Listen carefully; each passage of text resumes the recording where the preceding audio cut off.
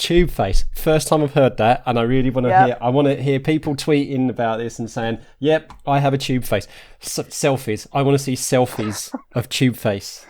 Well, when I next go on the tube, I'll make sure I get someone to take a picture of me on the tube. Yeah, it won't work as a selfie because then you can see my tube face. I love that. Hello there. My name is Kit Rackley. My pronouns are they, them, and this is Coffee and Geography.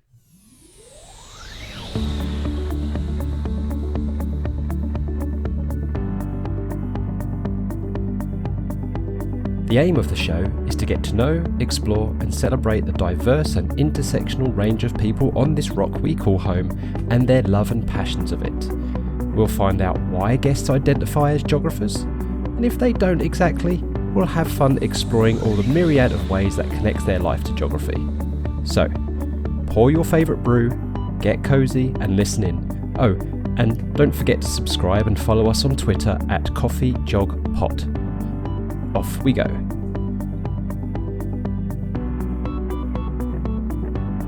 And welcome to the very first episode of the Coffee and Geography podcast. I have no idea what I'm doing here. I'm just going to give it a good go. It's mid-March, so in 2021. I think I might as well put the year in because God knows when this is going to go out. Having the honour, or maybe the fear of being the first guest, is Glynnis Morgan. Hi, Glynnis. Hello. Nice of you to be here, and thank you so much for being my guinea pig. Very welcome. So, like me, Glynis is a total self-confessed geek. She's a super Harry Potter nerd, a Ravenclaw. I'm a Hufflepuff. Doctor Who fan. Good, me too. Lord of the Rings fan. Great, this is going well so far. She describes herself as very loud and confident in the right situations, but can also be quiet and enjoy some time to herself. And her downtime often includes listening to podcasts, watching documentaries and learning new things, and finds it completely hard to switch off. Is this my bio or your bio, Glynis?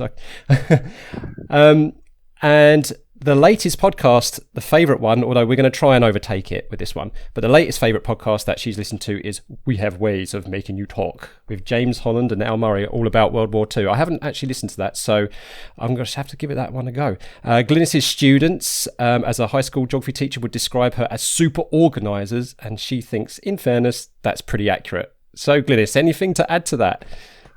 No, I think that just about sums me up, really.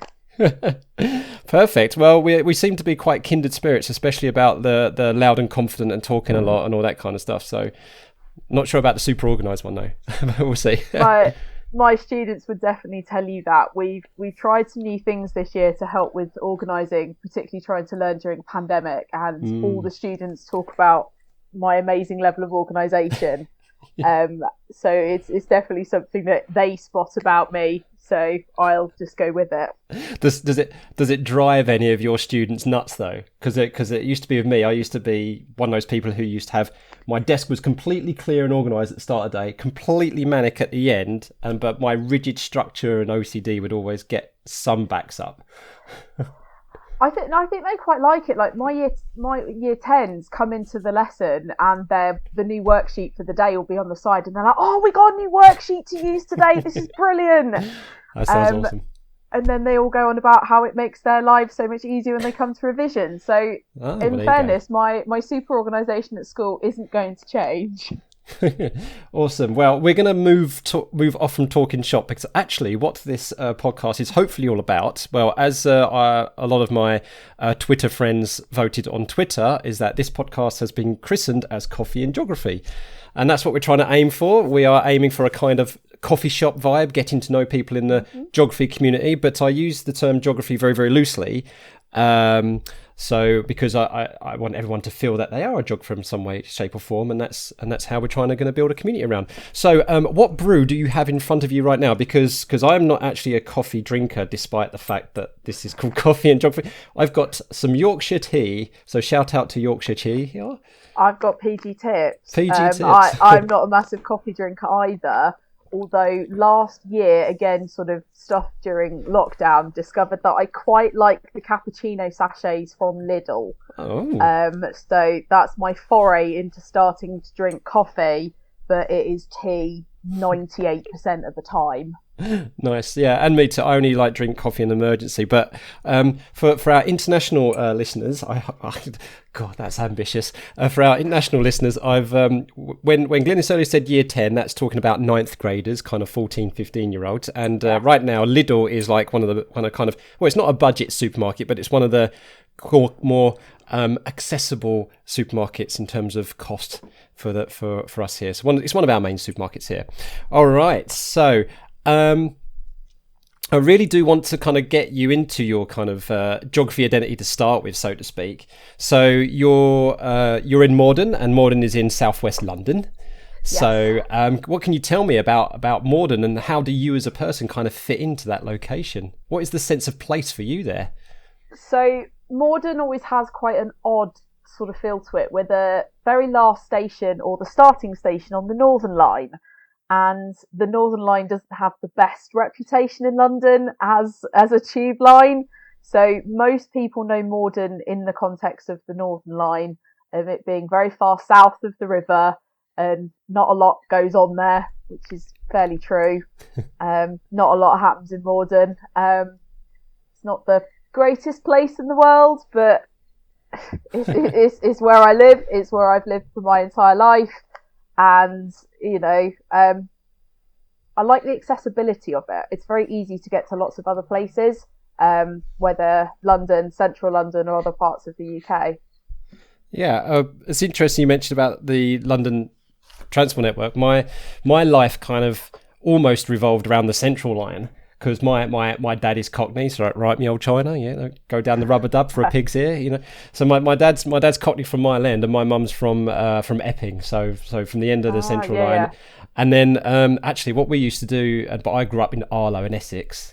So what we used to do every 6 months actually is that my mum and I used to jump on the Central Line and then go all the way to White City to have my moles checked, because I had lots of moles on my skin and they needed to be checked. So you had to go all the way down to Hammersmith Hospital to have your mole. But nowadays you can actually get in most cases you can get your local GP to choose now. But back in the 80s and 90s you had to go all the way to West London to get sorted out.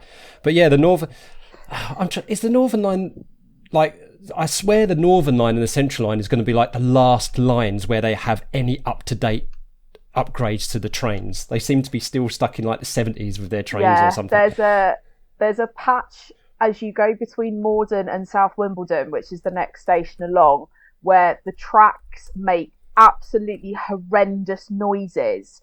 And everybody on the approach from Wimbledon to Morden will be sitting there with their fingers in their ears, because you get this horrendous sort of screechy noise as the train goes over the tracks. And it's one of these things that people have been complaining about constantly for years, and nothing has changed.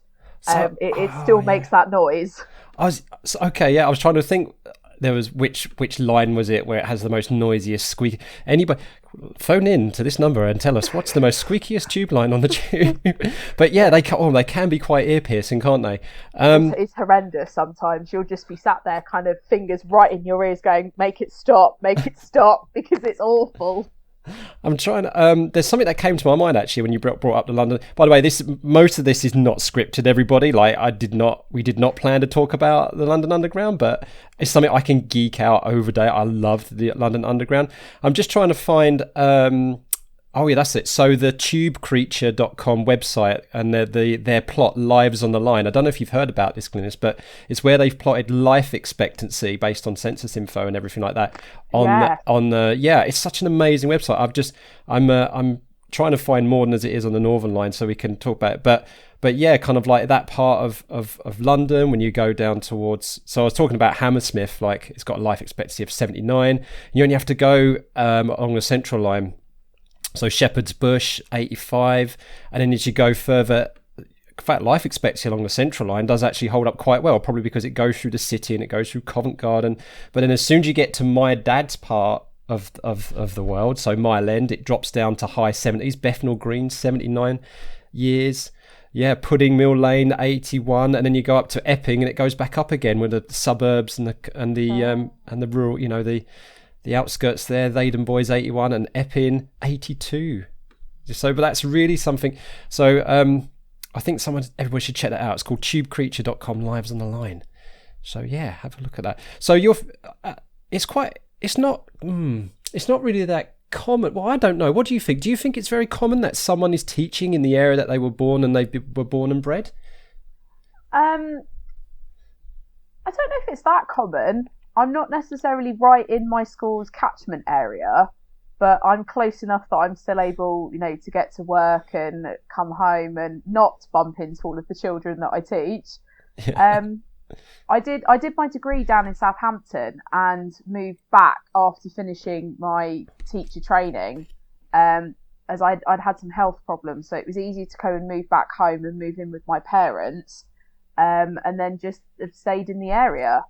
I love, as I said, I like the accessibility. Before COVID and lockdown and everything, my parents and I often go up into central London on a Saturday, either to go and see shows, to go shopping in central London, and where we are in Morden just gives us that really easy ability to do that, or go into London to get on a train and go and visit relatives or friends that live elsewhere. So people often say, "Oh, why haven't you ended up moving?" But I just, at the moment, this is where I want to be. The area works. You can get to lots of places, and it's nice being close to family. Yeah. So you went to university in Southampton. When you went to Southampton, I'm just wondering, because we hear a lot, don't we, about how there is a very London-centric kind of way that our economy in the UK works. There's a lot of, we know as geographers, don't we, about the overheating of the south and how much there is a north-south divide between the southeast and the northwest in particular. But when you were in Southampton, did you kind of get the sense that it was, I wouldn't say completely different as a culture or as a place as London, but did you get the sense that people who had never been to London, or like when they heard you were from London, what was their reaction to you? As how would you kind of like, how was the place different really between Southampton and people's reaction to the place that you came from of London? One of the things I really liked about Southampton was that it was a city like London, but the size of it was so different. So you could get around Southampton very easily within one day on the buses in a very different way that you can go around London. The fact that I could get the bus from uni to my halls and then into the centre of Southampton and down to the docks and the seafront, all within a relatively short period of time, was really bizarre for me, because I was in a city and I loved the city environment, but yet the scale was so much smaller compared to London.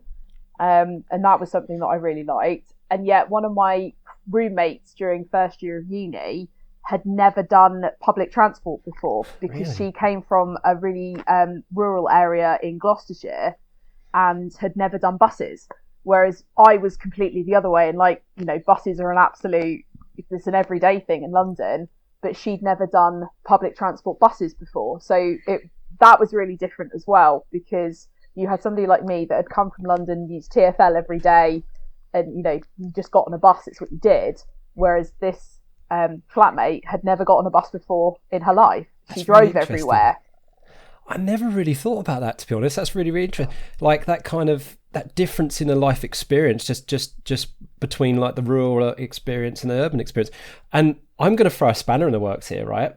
Because as I already mentioned, I'm from. I have to keep dropping the H. I'm from Arlo, right? So, and it was an urban area. It's a London new town, and the way it was planned out by Frederick Gibbard and all that, because of the New Towns Act, it was meant to be one of these garden cities where there was so much green. You had pockets of neighbourhoods orbited by green space, and then you'd have, in fact, the roads are almost grid-like, not quite, not American grid-like, but they were designed to be almost in a grid-like. They were actually called like First Avenue, Second Avenue, and all that kind of stuff. So it was very American kind of stylized. But because of its design, because everything was so spread out, it had a very low population density for 80,000 people. Because it was so spread out because of its design, you actually had to almost get around by car. It wasn't really designed. It was designed for the car, actually. Even in its brief, it was designed for the motor car. Think of those very old information commercials back in the 1950s where people all spoke like this: "Hello, the town of the future." So seriously, you can look that up on YouTube and you'll see what I mean. So I'm not doing that again. But and so even though I kind of grew up in what you would call an urban area, I also didn't really have the experience of public transport either. The only time I used to jump on public transport in terms of within Harlow was to jump on a bus to go to Epping to go into London.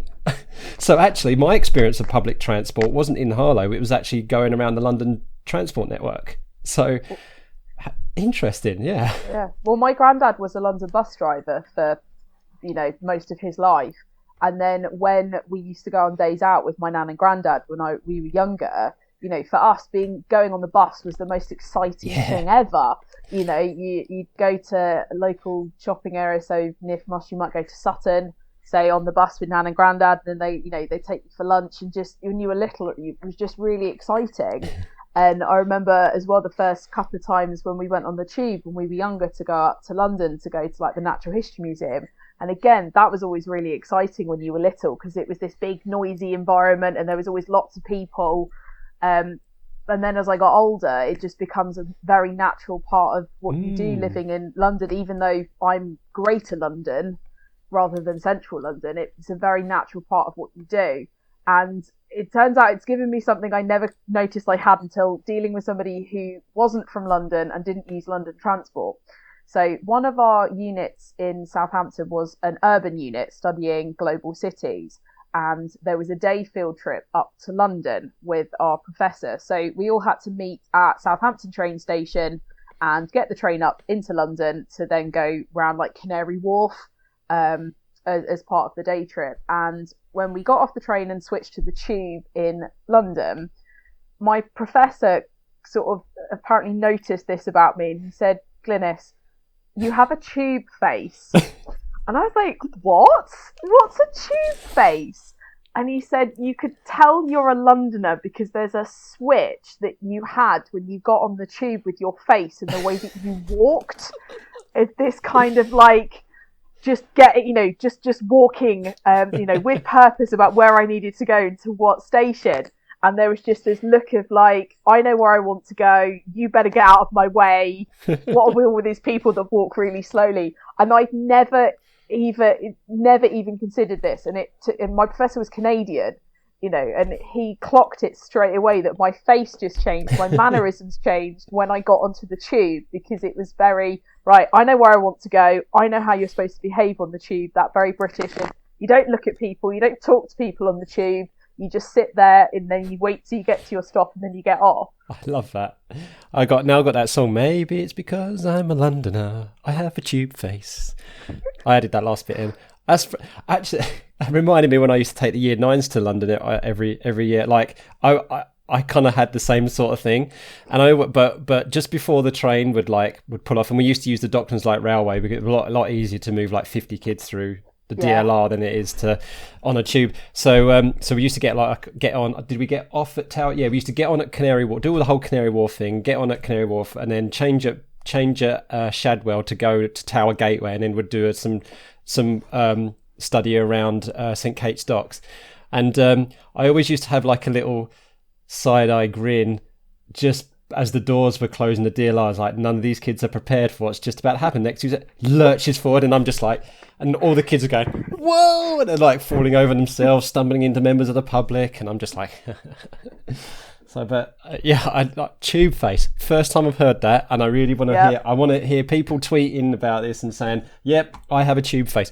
Selfies. I want to see selfies of tube face. Well, when I next go on the tube, I'll make sure I get someone to take a picture of me on the tube. Yeah, it won't work as a selfie because then you can see my tube face. I love that. Okay, I'm going to go and sound my attempt to sound professional podcaster, which is I'm a complete novice right now. To kind of make it sound like I know what I'm doing, right? So for each kind of podcast episode, there's going to be a series of regular features to kind of, and it'll be really, really, really cool for if I ever get any regular listeners that they can like thread these things together. So there's a few ones I'm going to do, and we're going to have a go at the very first one. You ready to go for the very first feature ever, Glynis? You're the trailblazer here, and this one is called Spill the Beans. So, Yes, my puns, terrible. Perhaps there'll be another podcast episode about my puns. So what it is that we're going to talk about something that you put up on when you signed up to do the podcast. You gave some really cool, interesting things that people might be surprised to hear about you. So I'm going to read this out, and then you're going to tell us a little bit about it. And you're going to spill the beans. You ready? So you said, I am also a published poet and an author during my teens and 20s. I have over 40 poems published and 2 mini collections of 10 poems published. I never knew that. Now, I've known you for a while now. I mean, most of the time we just talk about like either at the GA conference or just like online. But after all this time, I never knew that you did. You kept that quiet. Yeah, it's not something that is... it's not something that I shout about very often. It tends to get forgotten in my school life because I'm so busy. Yeah, no, fair enough. And just like me, I mean, most people know that I'd like to dabble in a bit of creative writing sometimes. I've done some stuff at Teach Meets and whatnot, and we should definitely collaborate at some time. That would be absolutely amazing. I would love that. That would be amazing. Yeah. Okay. Right. So I'm going to put you on the spot. Is there anything you are able to recite off the top of your head? And if you can't, is there any story you are able to tell us behind something you might have written? I'm going to disappoint and say I can't remember any of my works off the top of my head. Neither can I. What's always been quite an interesting one is the story behind the very first poem that I wrote and entered into a creative writing competition at school when I was 13. So another sort of bizarre fact about me is that I used to play the clarinet. And I used to go for music lessons at this lady's house in our local area. And my sister used to go in first for her flute lesson, and I used to sit in her living room and wait. And I wrote this poem, and it was called Huddled Shapes. And I wrote it, and I got entered into a competition. And the very first competition I entered, it ended up in the top 10 as a commended entry. Wow. And I ended up with a certificate, and it went in the local paper, and that sort of started me off, really. And then I just entered lots of competitions. This teacher at school was fantastic at sort of recommending places to enter. I also entered a short story competition and ended up meeting Michael Rosen at the Globe as part of the kind of award ceremony from it. And then it just kept going, and having lots of poems entered to the point where I now have an entire shelf on my bookcase. Nice. That has got all of the anthologies, and there's a page in every one that's got my name on it and a poem that I've written. Wow, that is just awesome. Okay, well done. I mean, I've back in the early days of like AOL and first internet and all the new the first websites were popping up and people were posting their poetry online. I think I got a couple of featured authors like a couple of times when I was growing up, and that's probably the extent it is. But yeah, nice one. And did that experience?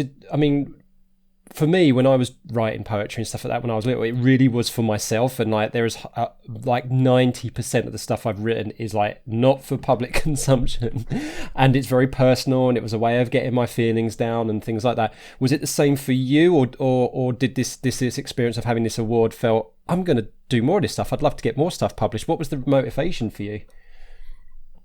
I think once I got going with it, it just became something that I found very easy and very straightforward. I always had a notebook in my bag at school and just would write little things down, and it just sort of built up from there. There was never any massive sort of personal things I was trying to get out. I quite liked it. And I had things that I began to write about quite a lot. I've never slept very well. I always have quite bad sleep. So sleep became something that I wrote about quite a lot, and that began to help. I like going to the coast, going to the seaside, and the sea features quite a lot as well in what I write, or what I was writing. Yeah, those are kind of the main themes of things. Used to help a bit with my anxiety as well, particularly as I got into my 20s. Ways of just, getting out particularly difficult thoughts or moments on a piece of paper. And I found that I would write stuff and I never used to edit it. It just used to come out in one go. And then that was it. That was the poem. It was ready. And I never used to go back and tweak it.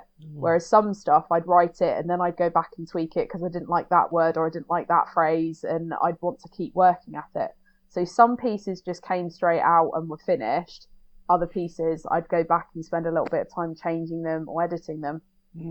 Have you ever tried either putting those creative talents into your geography teaching, or have you tried to use that kind of way of with the students? Have you got your students to try and do something creative, or is it something you keep really separated from your work? I do keep it separated from my work, but I will say that the creative writing ability helps in writing resources. Yes. Because I know how to write and construct things. When I'm trying to write and construct things for my students, I can make things make sense or change phrasing so that it's easier for them to understand it. Nice, yeah, wonderful, and I kind of feel that kind of sense too. I mean, I'm quite creative visually, but I didn't really do very, very much creative writing wise with my students, which is a shame. It's a missed opportunity now, but I think I'm going to be making up for lost time. Watch this space, everybody, in the near future.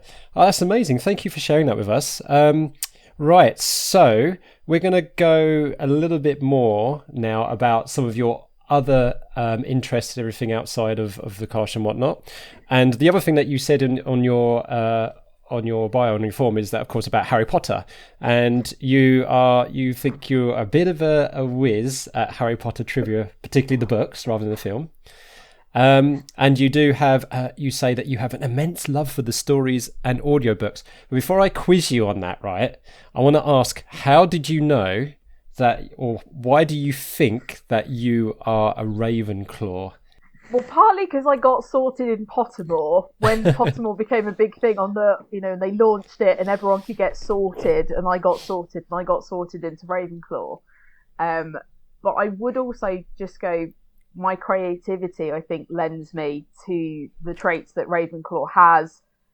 Talking about wit and learning. I love learning. Yeah. I think I would have fitted right in with the Ravenclaw lot in terms of wanting to work hard.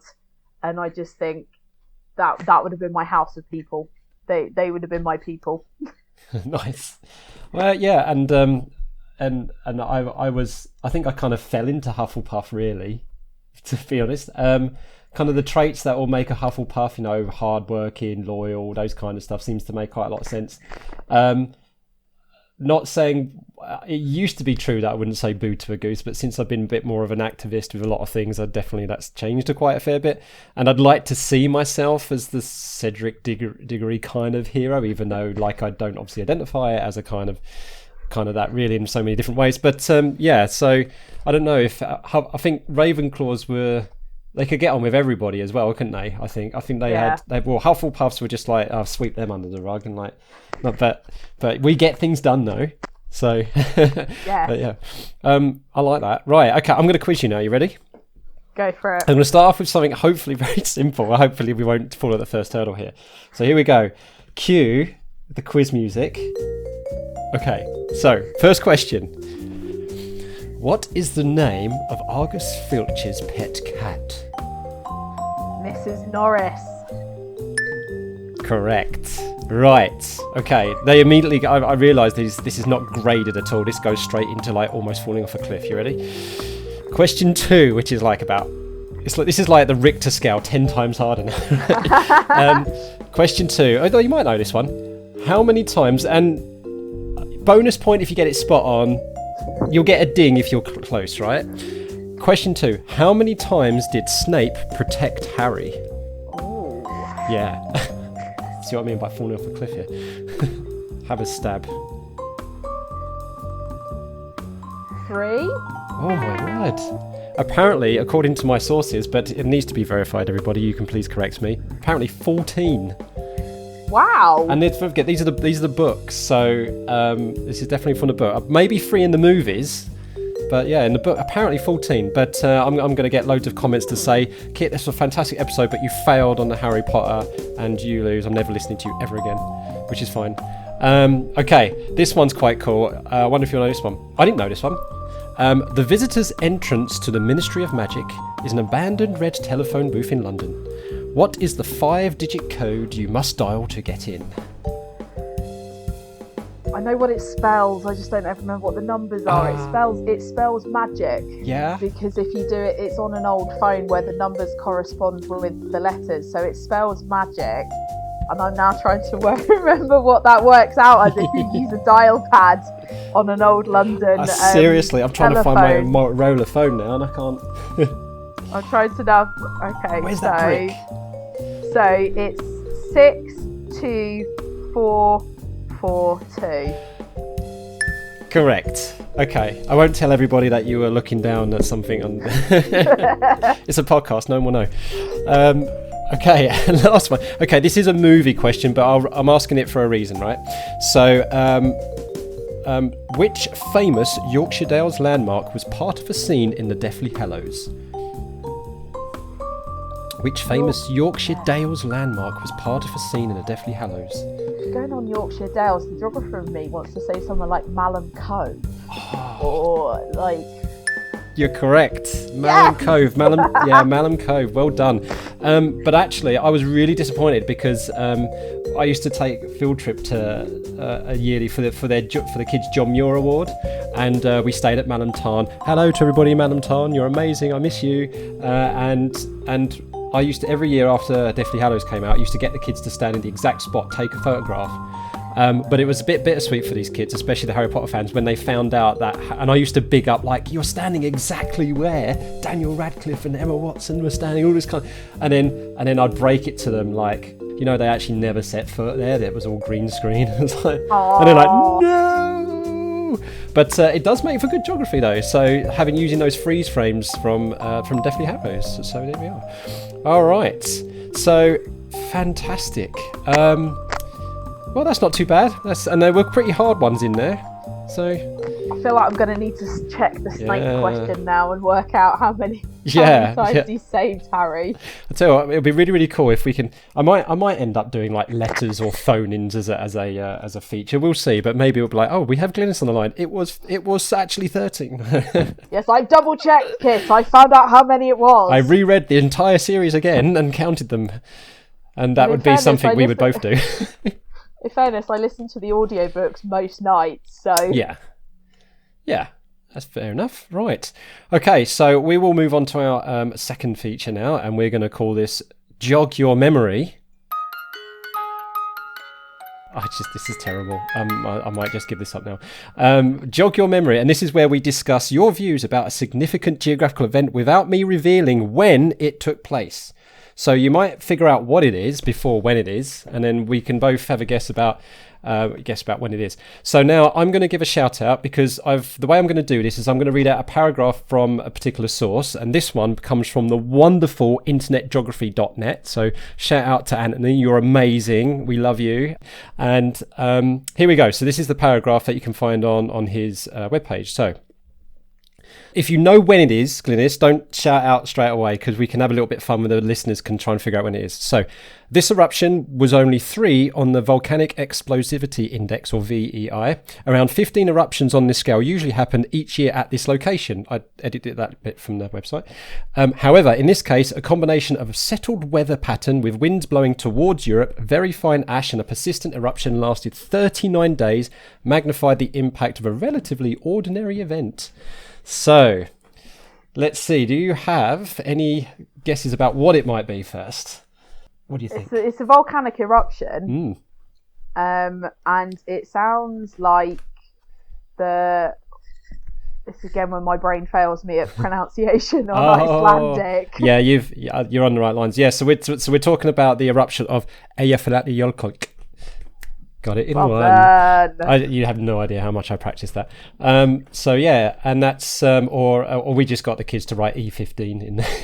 Yes, that was the other one, wasn't it? So because the unpronounceable. But I did have my pronunciation checked by an Icelandic person when I flew through there on the way to Minneapolis, St. Paul. So it's been verified.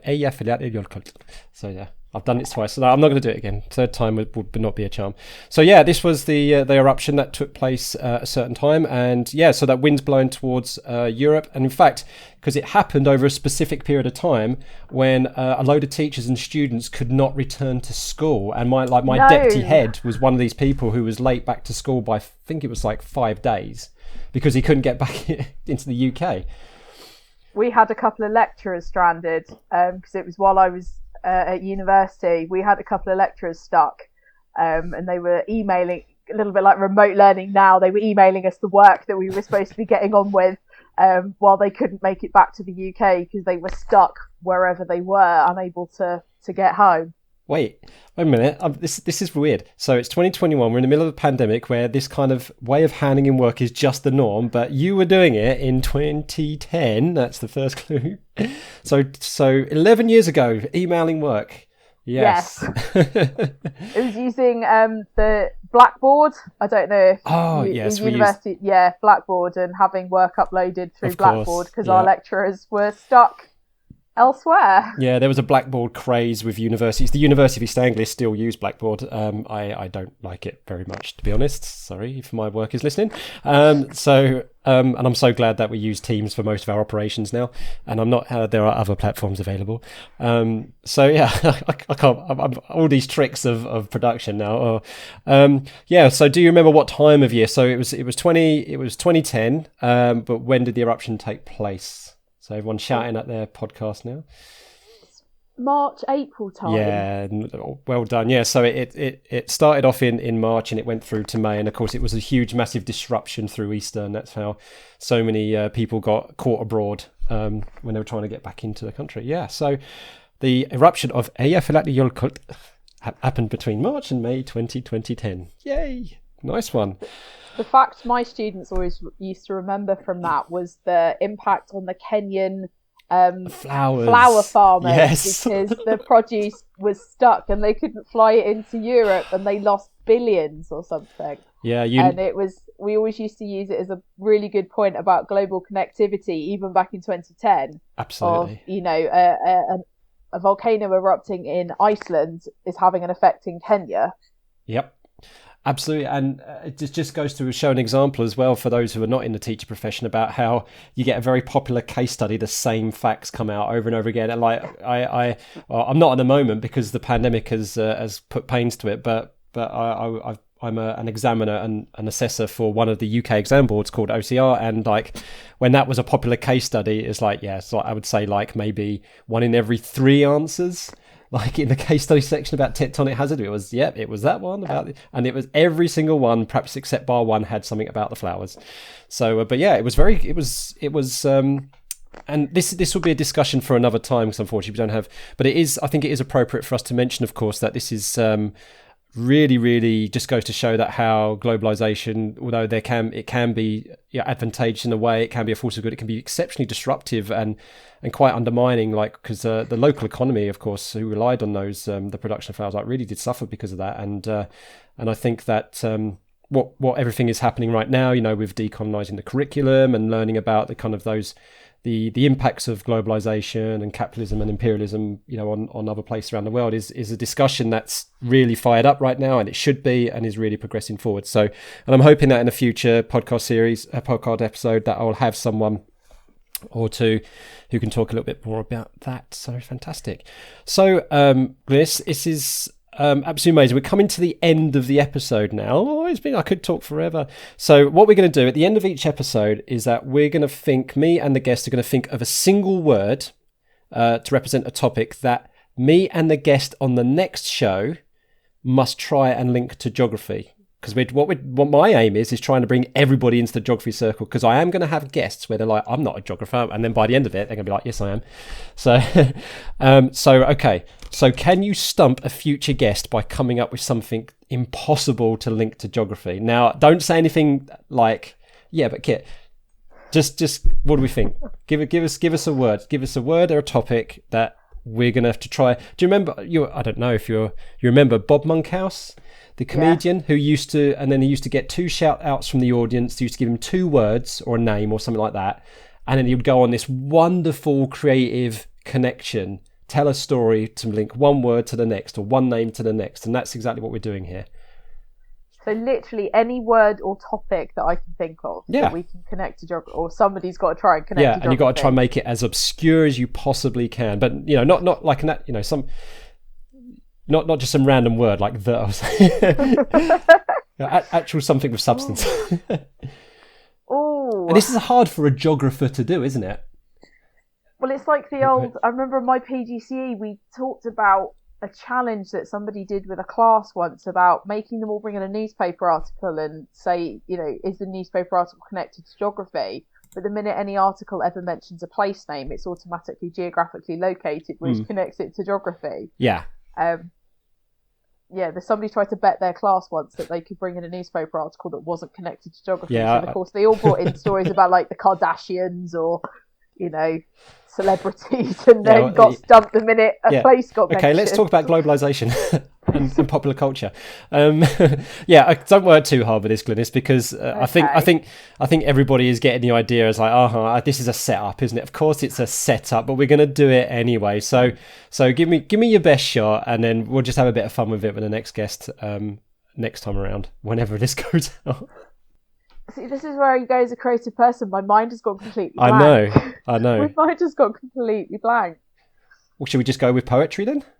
Yeah, let's go with poetry, given that we talked about poetry today. Okay. We'll go with poetry. Kit, learning experience for going forward. If the guest is stuck, suggest something from the episode itself. Bing. Right. I'm learning as I go here, everybody.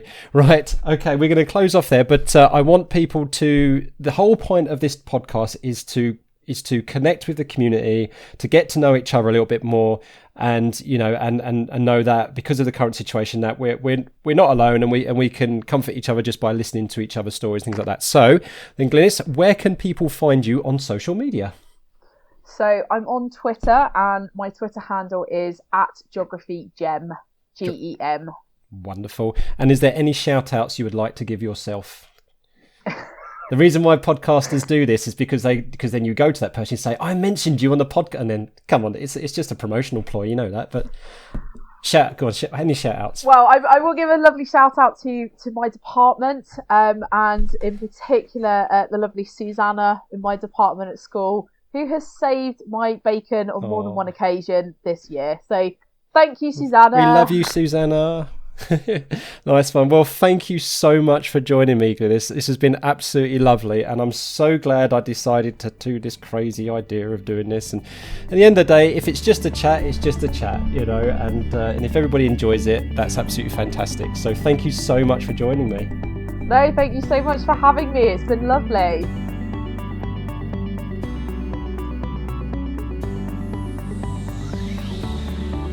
Thank you so much for listening. We hope you had fun. If you haven't already done so, please subscribe so more stories and experiences can drop into your favourite podcast app.